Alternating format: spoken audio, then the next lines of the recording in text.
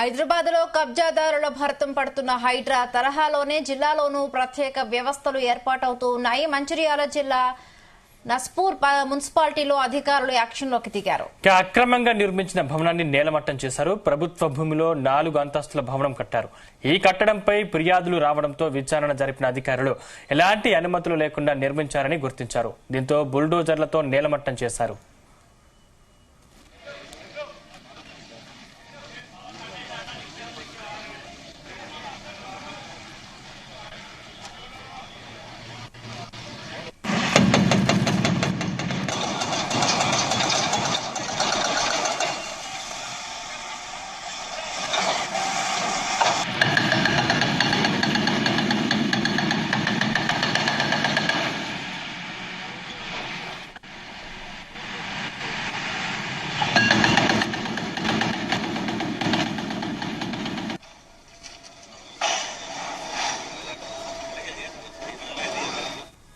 నల్గొండ జిల్లాలో ప్రభుత్వ భూమిని ఆక్రమించి 4 అంతస్తుల భవనాన్ని కట్టారు. దీనికి సంబంధించి మున్సిపల్ అధికారులు కూడా అక్కడ అక్రమ కట్టడాన్ని కూల్చివేసినట్టుగా తెలుస్తోంది. దీనికి సంబంధించి మరిన్ని పూర్తి అప్డేట్స్ మా ప్రతినిధి రాజు పటేల్ అందిస్తారు. రాజు పటేల్, ప్రభుత్వ భూమి 42 సర్వే నెంబర్ ఉంది. నస్పూర్ మున్సిపాలిటీ 42 సర్వే నెంబర్ లో పలు అక్రమంగా నిర్మించినటువంటి నిర్మాణాలు ఉన్నాయని అటు కొన్ని ఫిర్యాదులు వెళ్లినాయి. దీని నేపథ్యంలో మొత్తానికి నస్పూర్ మున్సిపాలిటీ పరిధిలో 16 బిల్డింగ్లకు నోటీసులు అందజేశారు. అందులో భాగంగా ఈ రోజు 3 బిల్డింగ్లు కూల్చివేయడానికి అటు అధికారుల యొక్క యాక్షన్ టీము సిద్ధమైంది. దానిలో భాగంగానే మొదటగా ఒక బిల్డింగ్ ని కూల్చారు. ఈ బిల్డింగ్ మన టీపీజీ కేసు యూనియన్ సంబంధించినటువంటి లీడర్ సంబంధించినటువంటి అన్నయ్య బిల్డింగ్ గుర్తించారు. అది కలెక్టరేట్ వెళ్తున్న మార్గంలో అటు రైట్ సైడ్ ఉంటుంది బిల్డింగ్. ఈ బిల్డింగ్ పక్కన మరొక 4 బిల్డింగ్లు ఉన్నాయి. వాటికి కూడా నోటీసులు అందజేశారు. సో అందులో భాగంగా మొదటగా ఈ బిల్డింగ్ ని అధికారులు కూల్చివేశారు. అయితే ఈ కూల్చివేస్తున్న క్రమంలో అక్కడ కాసేపు కొంచెం ఉద్రిక్త పరిస్థితి నెలకొంది. బిల్డింగ్ సంబంధించినటువంటి ఓనర్ సంబంధించినటువంటి కుటుంబ సభ్యులు అటు పక్కన మిగతా బిల్డింగ్స్ ఇండ్లు ఎవరైతే ఉంటారో వాళ్ళు కూడా వచ్చి ఆ కూల్చివేతను అడ్డుకునే ప్రయత్నం చేయగా పోలీసులు కానీ అక్కడ ఉన్నటువంటి మున్సిపల్ అధికారులు కొంతమందిని వాటిని సంధాయించి రీజన్స్ చెప్పి వాళ్ళని అక్కడి నుంచి పంపించడం జరిగింది. సో ఇది మంచిర్యాల జిల్లా మంచిర్యాల కాన్స్టిట్యుయెన్సీ నస్పూరి మున్సిపాలిటీలో ఉన్నటువంటి 42 సర్వే నెంబర్ అనేది మొదటి నుంచి కూడా చాలా వివాదాస్పదమైనటువంటి సర్వే నెంబరు. చాలా ఇటు ప్రభుత్వ భూములు ఉన్నాయి, దాంతో పాటు ప్రైవేటు భూములు కూడా ఈ సర్వే నెంబర్ లో ఉన్నాయి. సో ఈ నేపథ్యంలో చాలా మంది ఈ సర్వే నెంబర్ 42లోనే ఇటు టీఎన్జిఓలకు కానీ టీజీఓలకు అధికారులకు కూడా వారికి ఫ్లాట్స్ కూడా అలాట్మెంట్ చేసి ప్రభుత్వం కొంతమంది ఫ్లాట్స్ కూడా ఇచ్చింది. అందులో భాగంగా ఇప్పుడు దాదాపు 70 నుంచి 80 నిర్మాణాలు కూడా ప్రభుత్వ అధికారులు కూడా ఇదే సర్వే నెంబర్ లో ఇళ్లను నిర్మించుకుంటున్నారు. దాంతో పాటు ప్రైవేట్ గా గతంలో ఉన్నటువంటి ప్రభుత్వాలు కూడా ఇక్కడ ఉన్నటువంటి బీపీఎల్ కింద కొంతమందికి భూములను ఫ్లాట్లను కూడా అలాట్మెంట్ చేసింది.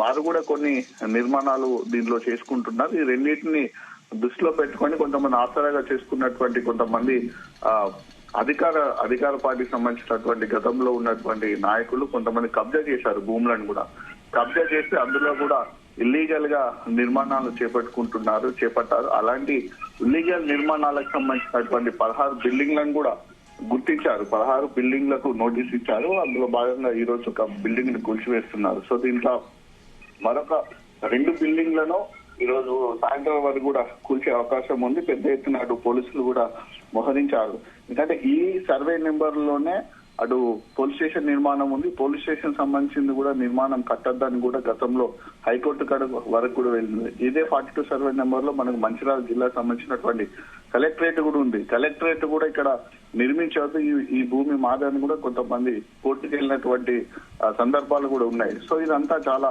Typical issue. వాటన్నిటిని కొన్ని రోజులుగా క్షుణ్ణంగా పరిశీలినటువంటి జిల్లా అధికారులు కరెక్ట్ సర్వే నెంబర్ ఎక్కడ ఉంది, వీళ్ళు ఇటుకున్నటువంటి పర్మిషన్ ఏంటి, మున్సిపాలిటీ పర్మిషన్ కానీ రెవెన్యూ పర్మిషన్ కానీ ఎంత పర్మిషన్ తీసుకున్నారు, ఏ పరిధిలో ఉన్నాయా అని కంప్లీట్ గా వివరాలు సేకరించినటువంటి అధికారులు 16 బిల్డింగ్లకు నోటీసులు ఇచ్చారు. అందులో భాగంగా ఒక బిల్డింగ్ ను ప్రస్తుతానికి కూల్చారు. మరొక 2 బిల్డింగ్లను ఈరోజు సాయంత్రం కల్లా కూర్చి మిగతాయి ఒకదాని తర్వాత ఒకటి కూల్చడానికి అధికారులు ప్రయత్నాలు చేస్తున్నారు.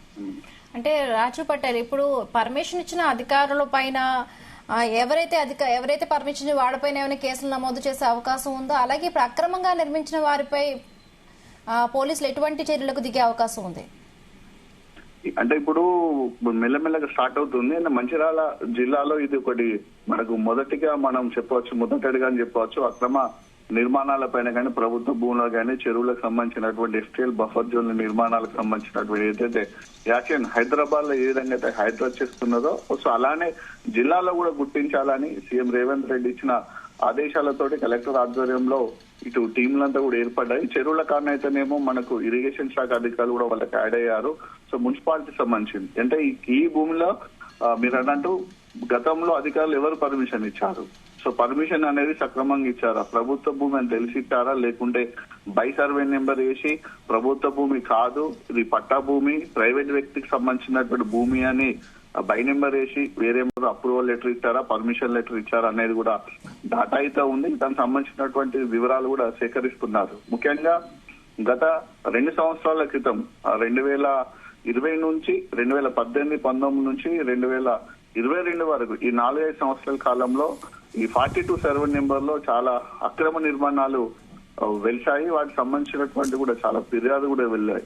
కొంతమంది అధికారులకు తెలిసి నోటీసులు ఇస్తే ఇది మా పట్టా భూమి, ప్రభుత్వ భూమి కాదని కోర్టుకి వెళ్లి ఇంజక్షన్ ఆర్డర్ తీసుకోవడము, స్టే తీసుకొచ్చుకున్నారు. అట్లా కొన్ని నిర్మాణాలు ఆగిపోయాయి, కొన్ని నిర్మాణాలు జరిగిపోయాయి. ఎందుకంటే కోర్టులలో ఉన్న విషయాలకు సంబంధించినటువంటిది ప్రభుత్వం కూడా ఆదేశాలు అనుసరించాలి కాబట్టి అప్పుడు ఉన్నటువంటి అధికారులు కూడా కొంతమంది చర్యలు తీసుకునే అవకాశం చేయలేకపోయారు. కానీ కొన్ని క్లియర్ అయిన నేపథ్యంలో ఇప్పుడు యాక్షన్ తీసుకుంటున్నారు. ఎవరైతే ఇల్లీగల్ పర్మిషన్ ఇచ్చారో అధికారుల పైన కూడా ఎలాంటి చర్యలు తీసుకోవాలనేది కూడా జిల్లా కలెక్టర్ ఆధ్వర్యంలో కమిటీ ఆలోచించి దాన్ని ప్రభుత్వం దృష్టి కూడా తీసుకెళ్లారు. ప్రభుత్వం ఆదేశాలతోటి ఇల్లీగల్ కన్స్ట్రక్షన్ సంబంధించినటువంటి పర్మిషన్స్ అంటే చాలా డిపార్ట్మెంట్స్ ఉంటాయి. దాంట్లో ఇప్పుడు రెవెన్యూ డిపార్ట్మెంట్ ఉంటది, మున్సిపల్ డిపార్ట్మెంట్ ఉంటది, ట్రాన్స్పోర్ట్ డిపార్ట్మెంట్ ఉంటది. సో ఈ చెరువులకు సంబంధించిన అయితే ఇరిగేషన్ శాఖకు సంబంధించిన వాళ్ళ అధికారులు కూడా ఉంటారు కాబట్టి ప్రభుత్వ ఆదేశానుసారం జిల్లా కలెక్టర్ ఆధ్వర్యంలో చర్యలు తీసుకునే అవకాశం ఉంది. అదే విధంగా ప్రభుత్వ భూమిలో నిర్మించినటువంటి ఏదైతే నిర్మాణదారులు ఉంటారో వారి మీద కూడా చర్యలు తీసుకోవడానికి అధికారులు ఆలోచన చేసే ప్రయత్నం ఉన్నారు.